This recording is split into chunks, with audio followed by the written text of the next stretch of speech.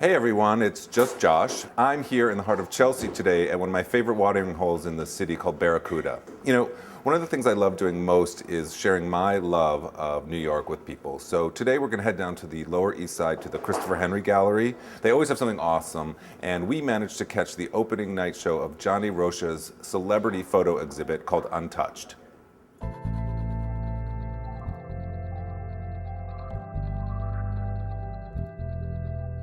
So we're outside the Christopher Henry Gallery with Christopher Henry himself. Hello there. Hi. The gallery is amazing. It's one of my favorite places in New York City that I've just discovered. Tell us about the current show here, Johnny Rozsa's Untouched. The platform of my gallery is art that takes a lot of time, is not digital at all.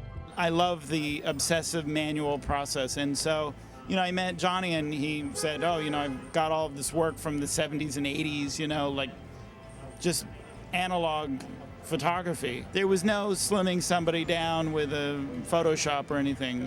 What you saw is what you got, and I love that. So this is kind of my opportunity to celebrate the 80s that I loved so much.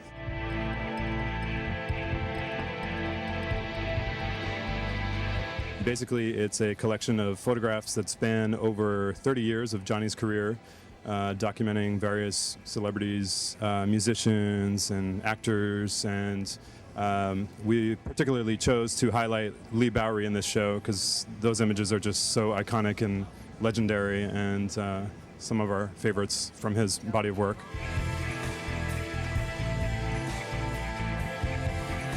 So I'm here with Martha, and she is the publisher of Johnny Rozsa's book, Untouched. So my question to you is, why this book and why now? People are really, really curious about how people get famous, why they get famous, how they change as they get famous.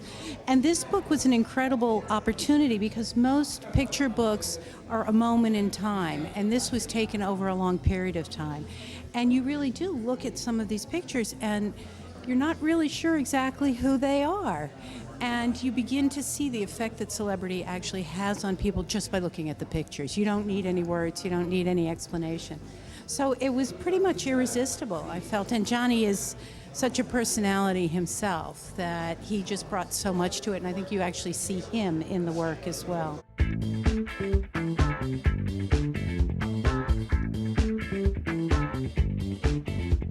With me now is the artist himself. Welcome, Johnny. How are you? Very well. Hi, how are you? I'm very well. Well, first of all, congratulations. The exhibit is amazing. And I know this is a really difficult question because they're probably all your babies, but are there any of the photographs that stand out to you in particular that you would say, like, maybe just nose ahead a little bit? These are all celebrity portraits. So whenever you meet a celebrity, it's always like, oh, I get celebrity-itis.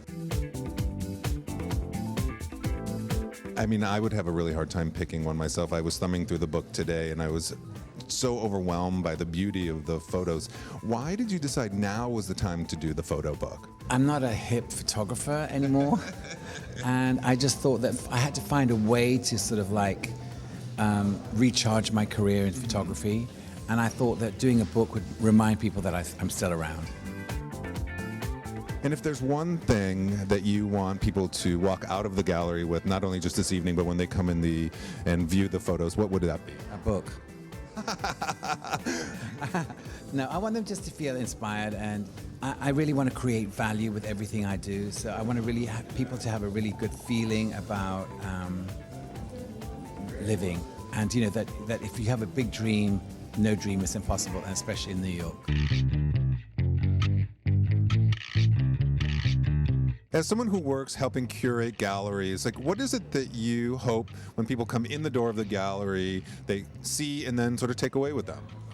Well, it varies with each artist, I would say. But for example, I mean, Oleg's show, Oleg, who did the crochet cover car here, that show was just such a sensation, and it was so fun every day to look out the window or out the door here and see the reactions. And so many people came in and told us that the show just made their day. Seeing this burst of unexpected color just brings a smile to everyone's face.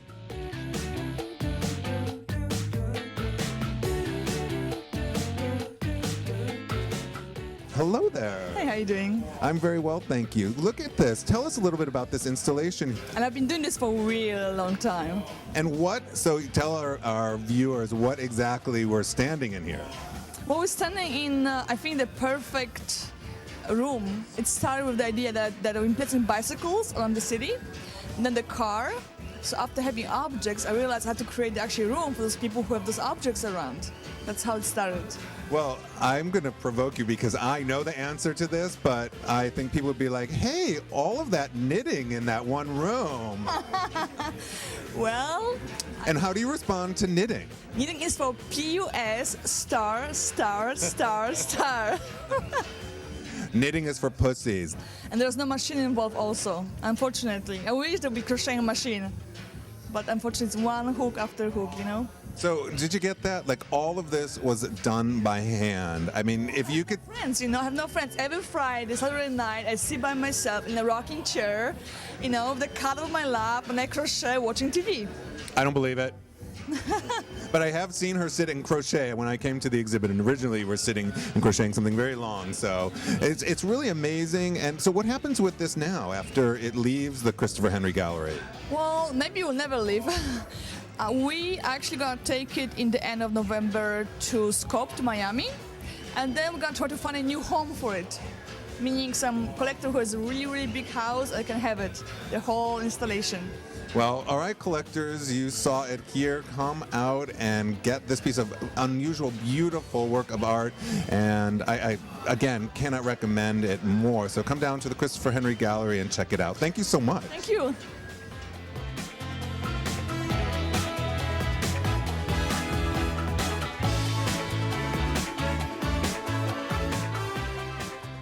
So you can ask any of my friends. The one thing I know nothing about is food. I'm absolutely just not a foodie at all.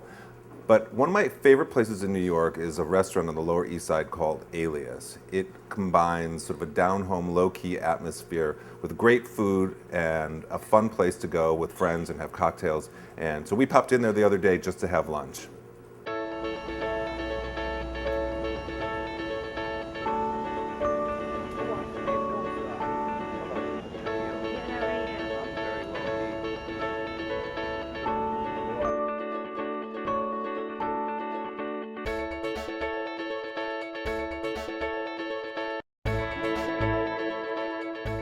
Hi, I'm here with my dear friend Dennis at one of my favorite restaurants in all of New York City called Alias on the Lower East Side here on Clinton and Rivington. Hello there. How are you? I'm good, how are you? It's good to see you. Thanks so much for having us. Tell us a little bit about the restaurant and how it came about, because it's very specific and it's in sort of a different area than most people would necessarily find, like, this great restaurant. Right. I mean, we started Alias about 9 years ago, but we originally had two other restaurants before. We had 71 Clinton Fresh Food, which is diagonally across the street.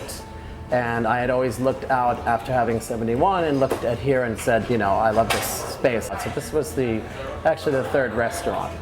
Well, you mentioned 71 Clinton Fresh Food. That was really your first sort of foray into this restaurant business in this area. Right. And when I say this area, the Lower East Side of New York, and it had been sort of like left on its own, if you will. Why did you guys decide to open this like incredibly chic gourmet restaurant here on the Lower East Side? I had looked at it. I actually had a bar about 6 blocks up on Avenue B called Cake.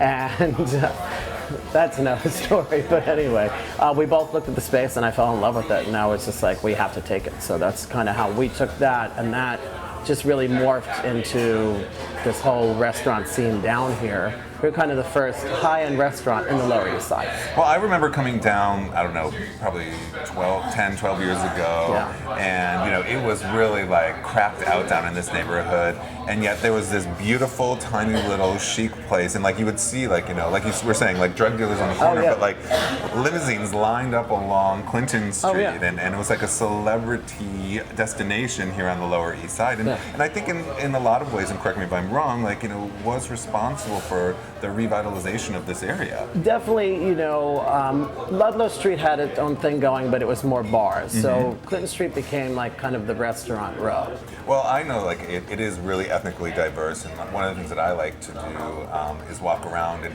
one of my favorite, just sort of out of the way, crazy places is, was Straight's Matzah Factory, right on the corner. Like you walk by and you see them pressing these huge plates of matzah coming out of the machines, and like you think this is where all this is coming from, and it is just this little tucked away factory on the corner here on the Lower East Side. And I think one of the things that's always been cool about the Lower East Side is its sort of eclectic nature, even way back, when immigrants used to live here on Elizabeth and Hester and all that stuff. Right.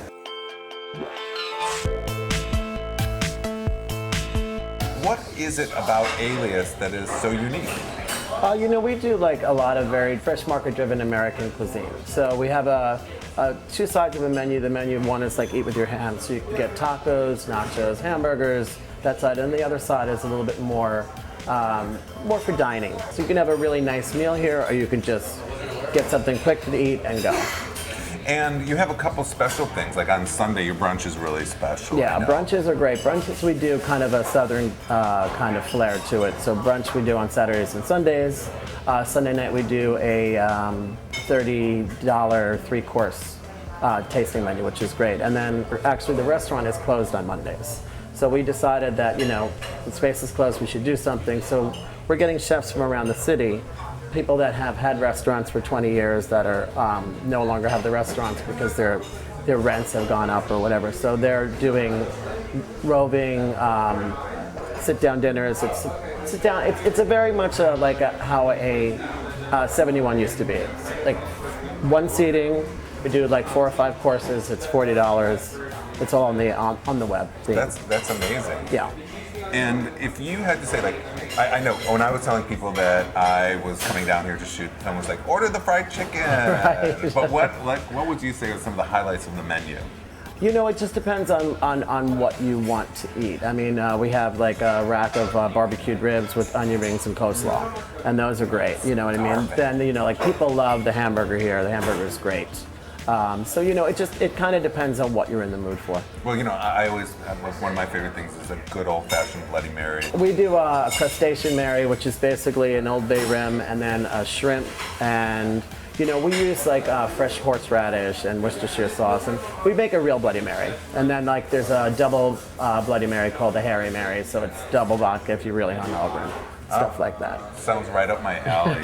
I mean, one of the things I have to say that I love about the restaurant and I appreciate that you guys do is that you are so thoughtful around making really great food, but also in an atmosphere that's so comfortable and homey. It's like a great combination of like gourmet and home style atmosphere.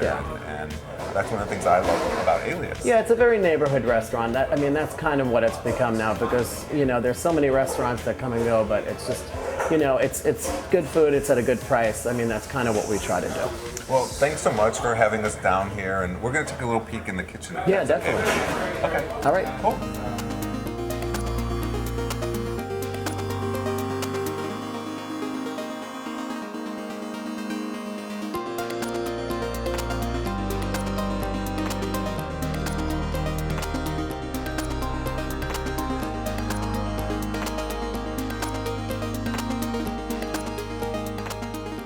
New York City is filled with stars, but certainly one of the brightest is actor, playwright, comedian Charles Busch. He is a legend in the theater in New York City, and it was such an honor to sit down with him recently and chat about his new off-Broadway smash comedy, The Divine Sister. I am fortunate enough today to be sitting in the glamorous West Village apartment of Charles Busch to talk about his new smash comedy, The Divine Sister, which is playing off-Broadway at the Soho Playhouse now. And with me, of course, is Charles, who is actor, playwright, legend, and I have to say, homeowner. Your apartment is beautiful, by the way. It is, isn't it? Yeah, it's stunning. I love it so much. It's stunning. I just love where I live. Well, first of all, congratulations on the show. As I mentioned, I saw it last week and laughed myself silly. Like, it's just, it's such a joy, and we'll talk about all that too. But tell us a little bit about the show. Well, it's called The Divine Sister, and every couple of years, I get a great need to work with people that I have a real history with, like Julie Halston. Mm-hmm. So last winter, I really just felt I needed to do something like this, and I rather quickly wrote this piece, The Divine Sister, and I showed it to Carl Andrus, who's directed most of my plays for the past decade. And he said, well, let's just do it. We did the show, we raised a little bit of cash, and did 24 performances, invited no critics, sold it out on Facebook, and just had a marvelous time. And for me, that was kind of, it. But then Daryl Roth is a wonderful producer and has really been involved in almost really every project I've done for the past 10 years, said she would move it for a commercial run off Broadway, and we're off to the races. And here we are. Well, it's as you mentioned that you do you take film and cinema genres. This one is obviously Religious. nuns. Well, it's Hollywood religious films. Really. And so as a nice Jewish boy who's a self-proclaimed atheist, how come it was nuns this time? I was raised really with no religious background at all, but just watching old movies on TV, I just adored anything that had sort of fake Hollywood spirituality, and often they had nuns involved. But even things like Ben-Hur or anything, I just loved anything with Jesus, and it just was also romantic. And nuns had the kind of wonderful mystery, and yet also kind of a sort of medieval romantic feel to them. Well, it's like I said, it's hilarious, and one of the things that I found so amazing about it is what you had mentioned earlier about bringing this sort of group of really nutty clowns together again. Julie Halston, and I don't know if you've worked with Alison Fraser before. Everybody, Alison Fraser.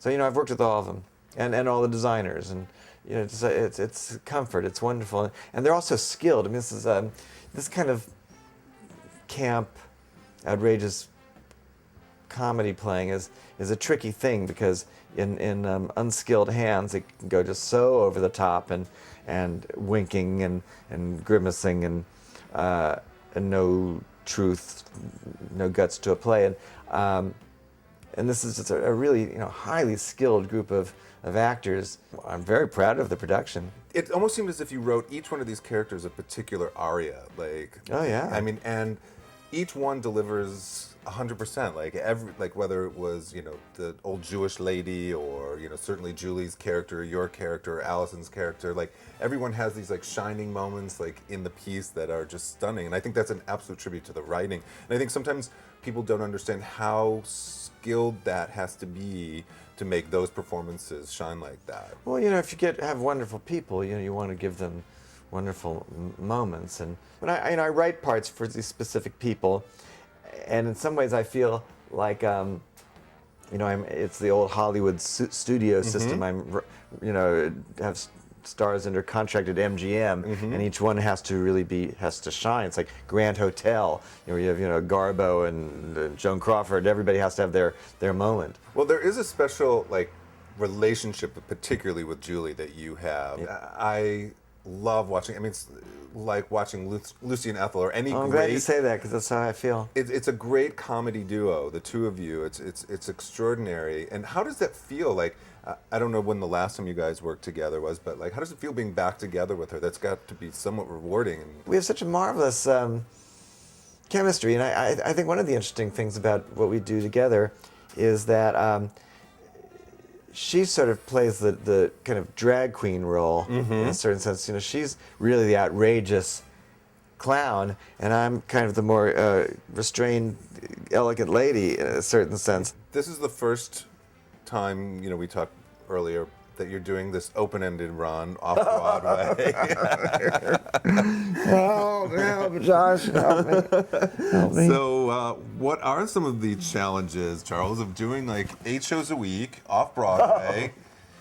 None of us thought it would be so difficult, because it's only 90 minutes long. We do no intermission. But one of the things is it's very cinematic.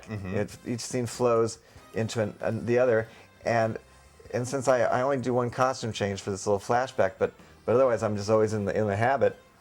So since there's no costume changes, you can just go right from one scene to another, and it really is, once you're on the train, you get on at Grand Central, you don't get off till White Plains, so it's tough, and I thought it was just me, because I go from total inactivity, I'm not on stage, I just lie there's another sofa over there, you know, to then sudden activity doing a strenuous show. However, Jonathan and Jennifer believe in violent exercise, and they're huffing and puffing too.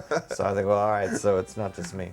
Well, I can't tell you again how much I love the show, and congratulations again. And I'm going to bring everybody I know down to see it. And the show is The Divine Sister playing at the Soho Playhouse. And again, as I always say, run, don't walk. And thank you so much for sitting down and talking with me today. It's fun having you in the apartment. Thank you. Yeah.